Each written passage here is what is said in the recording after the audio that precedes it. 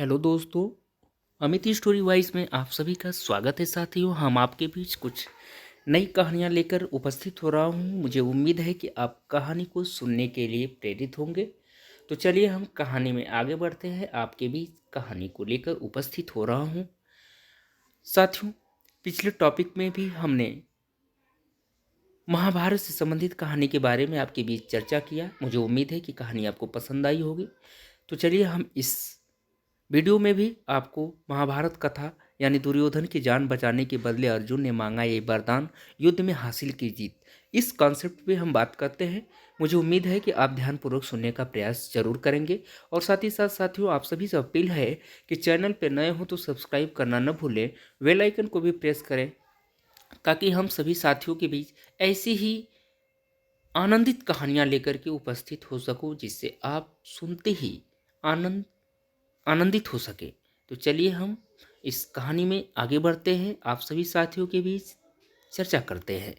जैसा कि साथियों, इस विषय में तो लगभग सभी जानते हैं कि दुर्योधन और अर्जुन आपस में दुश्मन थे। लेकिन हम आज आपको एक ऐसी कथा के बारे में बताने जा रहे हैं साथियों, जिसके अनुसार दुर्योधन ने अपने ही दुश्मन अर्जुन को वरदान में तीर दिए थे। तीर दिए थे यानी आज हम आपको अर्जुन और दुर्योधन से संबंधित इसी कथा के बारे में बताने जा रहे हैं कि दुर्योधन ने अर्जुन को क्यों दिया वरदान। इसके बारे में सुनते ही आप अचंभित हो जाएंगे। जैसा कि साथियों, इसके कुछ हाइलाइटेड पॉइंट हैं। जैसे नंबर 1 है, अर्जुन को अपना दुश्मन मानता था दुर्योधन। दूसरा पॉइंट है, पांडवों और कौरवों के बीच हुआ था महाभारत का युद्ध। और तीसरा पॉइंट है, जान बचाने के बदले अर्जुन ने मांगा था वरदान। यानी साथियों, महाभारत के अनुसार दुर्योधन धृतराष्ट्र का पुत्र था। राजा का पुत्र होने के कारण उसमें काफी अहंकार भी था। साथ ही वह पांडव, खासकर अर्जुन से बहुत ईर्ष्या करता था। वह हर कीमत पर पांडवों को नीचा दिखाना चाहता था। लेकिन साथियों, एक प्रसंग ऐसी भी मिलता है जहां दुर्योधन ने अर्जुन को एक वरदान दिया था। वो क्या वरदान था? जैसे साथियों, यज्ञ में पहुंचा दुर्योधन, यानी महाभारत ग्रंथ में वर्णित कथा के अनुसार जब पांडव वनवास भोग रहे थे, तब उन्होंने एक यज्ञ का आयोजन किया। यानी दुर्योधन नहीं चाहता था साथियों कि पांडवों का यह यज्ञ सफल हो। इसलिए यज्ञ को प्रभावित करने के लिए दुर्योधन भी वहां पहुंच गया। तब अर्जुन ने अपने यज्ञ की रक्षा करने के लिए इंद्रदेव से प्रार्थना की कि जब दुर्योधन ने यज्ञ में बाधा पहुंचाने का प्रयास किया, तो इंद्रदेव के गंधर्वों ने दुर्योधन को रस्सी से बांध लिया और उसे स्वर्ग लोक ले गए। साथियों, फिर बात करते हैं अगले कॉन्सेप्ट की कि अर्जुन ने बचाई जान। तो इस बारे में भी, इस प्रसंग पे हम चर्चा करते हैं। लेकिन जब इस बात का पता अर्जुन को चला, तो वह दुर्योधन की सहायता करने के लिए स्वयं स्वर्गलोक पहुंच गया। यानी अर्जुन ने गंधर्वों से कहा कि दुर्योधन यज्ञ में मारा अतिथि बनकर आया है, ऐसे में उसके प्राणों की रक्षा करना हमारा कर्तव्य बनता है।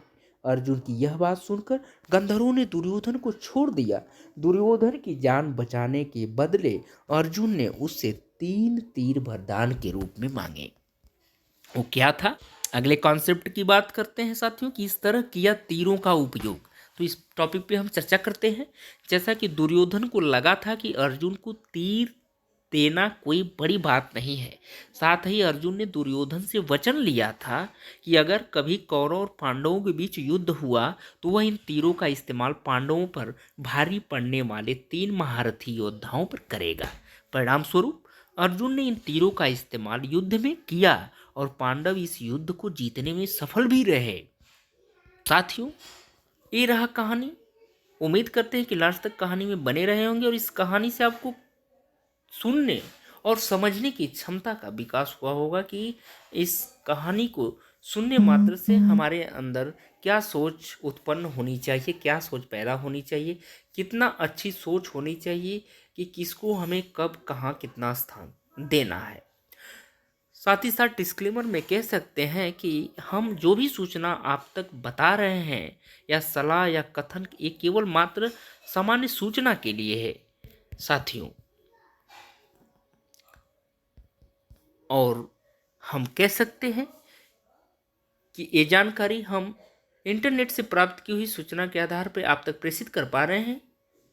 अमित स्टोरी वाइज इसकी पुष्टि या सत्यापन नहीं करता। आप सभी साथियों से अनुरोध है कि अधिक पुष्टि एवं सत्यापन के लिए आप सभी ऑफिशियल वेबसाइट पर जाएं और वहां जांच करें, अमल करें। साथ ही साथ चैनल पे यदि आप सभी साथी नए हो तो सब्सक्राइब करना नहीं भूलिएगा, बेल आइकन को जरूर प्रेस करिएगा ताकि हम आपके बीच ऐसे ही कहानियां लेकर के हर सदैव उपस्थित रह सकूं, जिससे आपको भी सुनने का अवसर मिले और सुन करके आप भी आनंदित हो। तो चलिए, आप सभी का अपने चैनल पे हम बहुत बहुत तहे दिल से शुक्रिया अदा करते हैं। थैंक यू सो मच दोस्तों। I love you.